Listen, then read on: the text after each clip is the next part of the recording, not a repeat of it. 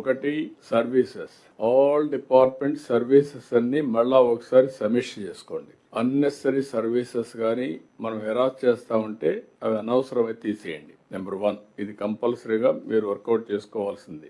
రెండోది, ఈ సర్వీసెస్ అన్ని మీకు ఇచ్చినప్పుడు మీకు స్టాండర్డ్స్ పెట్టాం. వాట్సాప్ గవర్నెన్స్ లో వచ్చినప్పుడు ఆన్లైన్ వాట్సాప్. మూడోది పర్సనల్ పీపుల్ టచ్. ఇక్కడికి వచ్చినప్పుడు ఈ యాప్ కూడా మీరు ఫీడ్బ్యాక్ చూస్తే కొన్ని 7 ఉన్నాయి.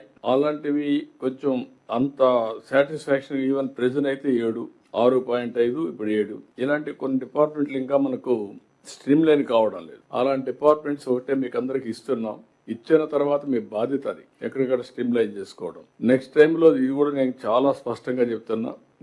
మేము చెప్పేది ఒక యాంగిల్ అయితే ఆ యాంగిలే కరెక్ట్ కాదు, ఇంకా బియాండ్ కూడా మీరు వెళ్ళాలి. ఇది బేసిక్ ఇన్ఫర్మేషన్ మీకు ఫీడ్ చేసినప్పుడు దిస్ ఇస్ ఎ ఫ్యాక్ట్. మీరు ఫైల్స్ క్లియర్ చేశారు, ఇట్ ఈస్ ఎ ఫ్యాక్ట్. మీకు జిఎస్టిపి వచ్చింది, ఇట్ ఈస్ ఎ ఫ్యాక్ట్. మీరు కేపీఐస్ చేశారు, ఇట్ ఈస్ ఎ ఫ్యాక్ట్. అవన్నీ మేము చెప్పిన తర్వాత అదే మరి మీరు సర్వీస్ ఇచ్చారు, ఇట్ ఈస్ ఎ ఫ్యాక్ట్. ఎంతవరకు మీకు ఆ సర్వీసులన్నీ ఎంతమంది ప్రైవేట్ గా వేసి పర్సనల్ గా తీసుకుంటున్నారు, ఎంతమంది వెయిట్ చేస్తున్నారు, ఇవన్నీ క్లియర్ గా రికార్డులు ఆన్లైన్ లో ఉన్నాయి. అదే మరి పీపీపీ మోడల్లో PPP positive public perception, it is a fact. Department బాగా చేసిన డిపార్ట్మెంట్ బాగా చేశారంటున్నారు, బాగా చేయని డిపార్ట్మెంట్ లో డిసాటిస్ఫాక్షన్ ఉంది. కాబట్టి ఇవి మీరు కొంచెం అనలైజ్ చేసుకోవాల్సిన అవసరం ఉంది.